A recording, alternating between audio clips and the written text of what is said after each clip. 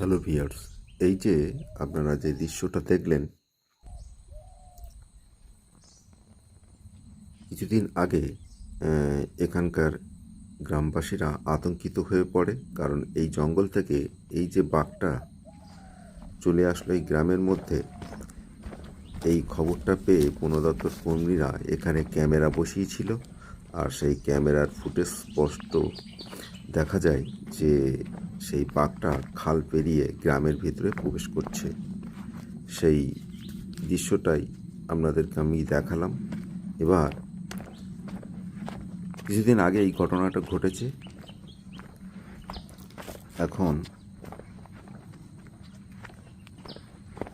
এই ঘটনা ঘটেছে এবং এই ফুটেজটা আমি এখানকার একজন কাছ থেকে পেয়েছিলাম। পেয়ে আজ আমি চলে এসেছি সেই জায়গায়, অর্থাৎ সাতচেলিয়ার সেই চারমুখী খালের কাছে। দেখুন যে খালটা কাছে আমরা যাচ্ছি। আর এটা এই যে সাতচেলিয়ার যে চারমুখী খালটা, এটা কিন্তু পুরো গ্রামের সঙ্গে জঙ্গলের একটা, যাকে বলা হচ্ছে একদম মিশে গেছে। অর্থাৎ দেখুন, এই যে ডান সাইডে যে খালটা দেখতে পাচ্ছেন, মানে কতটা সরু দেখুন। আর ওই সাইডে যে জঙ্গলটা আপনারা দেখুন, যে ফেন্সিং দিয়ে বন দপ্তর ঘিরে দিয়েছে। আমরা সেখানেই যাচ্ছি যেখানে বাঘটিকে আপনারা দেখলেন। প্রায় জঙ্গলে কিছুদিন ধরে এরকম যাতায়াত করছিল। গ্রামবাসীদের কাছ থেকে শুনে বন দপ্তর কর্মীরা ওখানে ক্যামেরা বসিয়েছিল। বসাবার পরে বাঘটিকে এইভাবে তারা দেখেছিল। দেখার পরে তারপরে বন দপ্তররা ওই বাঘটিকে কিন্তু গভীর জঙ্গলের মধ্যে আবার তাড়িয়ে দিয়েছিল।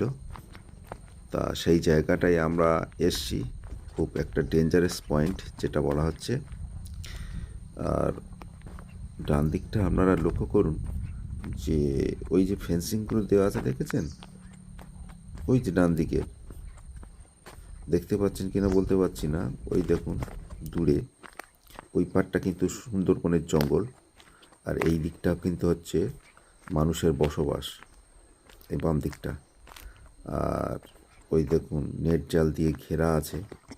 আমি যেখানটায়, হ্যাঁ ওই দূরে দেখুন নেট জাল দিয়ে ঘেরা পুরোটা এরিয়া, দেখছেন তো? হ্যাঁ, আমি একদম গিয়ে দেখাচ্ছি আপনাদের। আর আজ আমি একাই চলে এসেছি সুন্দরবনের সাতঝিলের এই চারমুখী খালে। দেখুন চারিদিকে নিস্তব্ধতা, একটা সরু খাল বয়ে গেছে। খালের এক পাশে মানুষের বসতি, আর অপর প্রান্তে বিশাল সুন্দরবন জঙ্গল, যা বন দপ্তরের ফেন্সিং দিয়ে ঘেরা।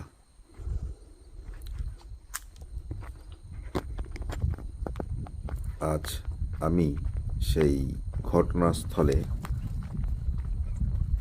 যাচ্ছি। দেখুন আপনারা, খুব ভয়ঙ্কর একটা জায়গা, যে জায়গাটা প্রতি মুহূর্ত মানুষের একটা আতঙ্কের কারণ হয়ে দাঁড়ায়। কারণ কখন কোন সময় যে বাঘ গ্রামের মধ্যে ঢুকে পড়ে, সেটাই কিন্তু একটা মানে ডেঞ্জারাস পয়েন্ট যেটা বলা হচ্ছে। আমি প্রায় চলে এসেছি। দেখুন এই যে খালটা, এই খালটা সোজা গিয়ে দেখুন চারটে মুখের সঙ্গে মানে মিশেছে। দেখুন আপনারা ভালোভাবে দেখলে বুঝতে পারবেন। এই দেখুন, এই দেখুন, এই দিক থেকে একটা খাল, ওই দিকে সোজা চলে যাচ্ছে, এই দিকে একটা খাল, আর ওই দেখুন সোজা জঙ্গল। ওইগুলো কিন্তু সুন্দরবনের গভীর জঙ্গল। ওইখানে যখন ফেন্সিং করা আছে, দেখছেন তো? আমি একটু জুম করে দেখাই। ওই দেখুন, ওই দেখুন ফেন্সিং করা, দেখছেন? ওই দিক থেকে বাঘটা কিন্তু এসছিল এই দিকে, এই গ্রামের দিকে। আর আমি এই দিকটা দেখাচ্ছি, এই দিকটা কিন্তু গ্রামের অংশ। হ্যাঁ, আর ওই দিকটা কিন্তু জঙ্গল, দেখছেন তো? হ্যাঁ, ওই দিকটা দেখুন জঙ্গল। আর আপনারা যে দৃশ্যটা, মানে যে ভিডিও শুরুতে যে বাঘটাকে আসতে দেখেছিলেন, সে কিন্তু এই জায়গাটায় থেকেই কিন্তু বাঘটা এই খালটা পেরিয়ে এই গ্রামের মধ্যে ঢুকেছিল। এটা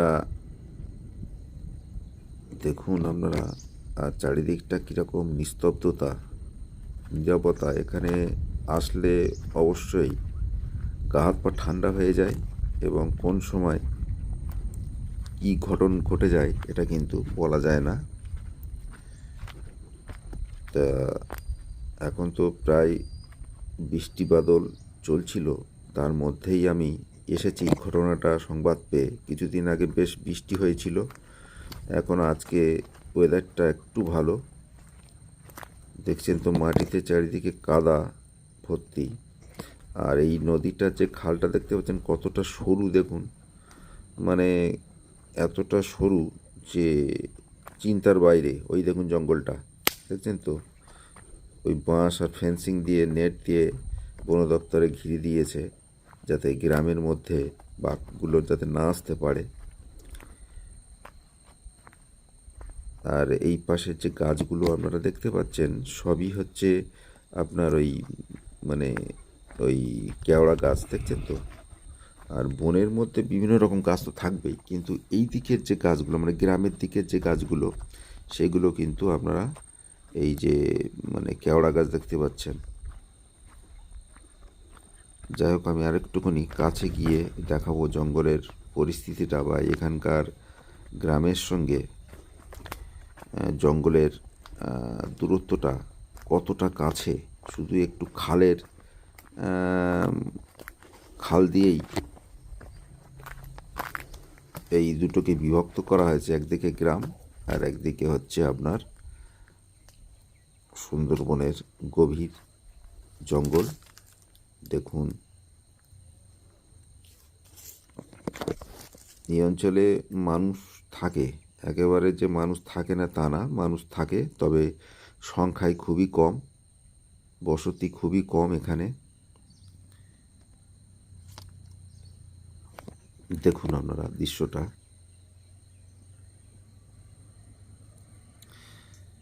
আর আজ আমি এই সেই ঘটনাস্থলে দাঁড়িয়ে আছি। সামনে এই যে চারমুখী খালটা আপনাদের দেখালাম, চারিপাশে ভয়ঙ্কর নীরবতা, একদিকে গ্রামের জীবন আর অন্যদিকে বাঘের রাজত্ব। এখান থেকেই বাঘটা এসেছিল। গ্রাম লাগোয়া এই সার্জেলিয়ার ভেতরে জায়গাটা সত্যি রোমাঞ্চকর, যেন প্রকৃতির বুকে দাঁড়িয়ে সরাসরি জঙ্গলের ভয়ঙ্কর শ্বাস টের পাওয়া যায় এখানে। এই মুহূর্তে আমি একাই এই চারমুখী খালের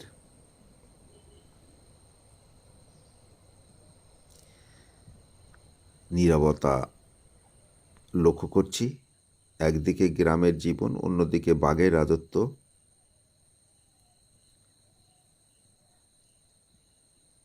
আর জায়গাটা সত্যি রোমাঞ্চকর, যেন প্রকৃতির বুকে দাঁড়িয়ে সরাসরি জঙ্গলের ভয়ঙ্কর শ্বাস টের পাওয়া যায়। এই মুহূর্তে আমি একাই এই চারমুখী খালের ধারে দাঁড়িয়ে অনুভব করছি যে কোনো সময় জঙ্গল থেকে আবারও কিছু বেরিয়ে আসতে পারে।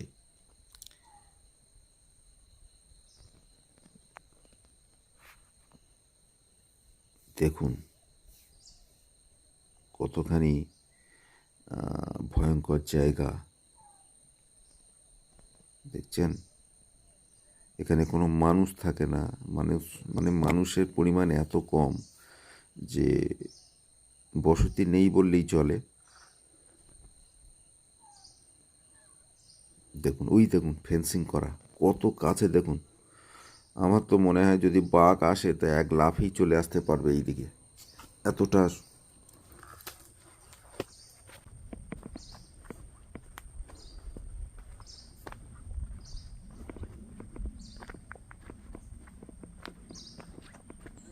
হ্যালো ভিউয়ার্স, দেখুন খালটা কতটা ঘুরে গেছে। গ্রাম এই সাইডটা গ্রাম, ওই দিকটা জঙ্গল। দেখুন, আমরা একটু চারিদিকটা একটু দেখি যে খালটা কিভাবে ঘুরে ওই দিকটা চলে গেছে। সেই দিকটা একটু যাচ্ছি আমরা।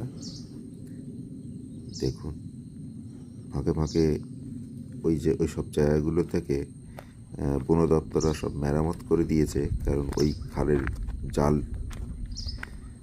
মানে যেখানে জালের ছিদ্র পায় সেখান থেকে ওরা বেরিয়ে আসে। তাই বন দপ্তররা সেসবগুলো রীতিমতো রিপেয়ার করে।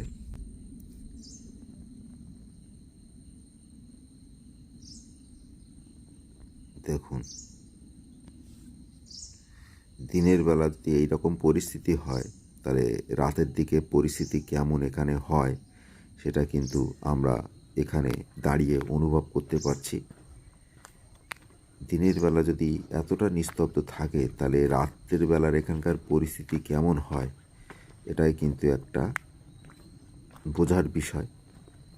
তাহলে কতখানি এই যে ভয়ঙ্কর এরিয়া বা এই ভয়ঙ্কর জায়গা, মানুষ তবু এখানে মানুষ থাকে, তারা তাদের জীবনের তাগিদে এখানে তাদের থাকতে হয়।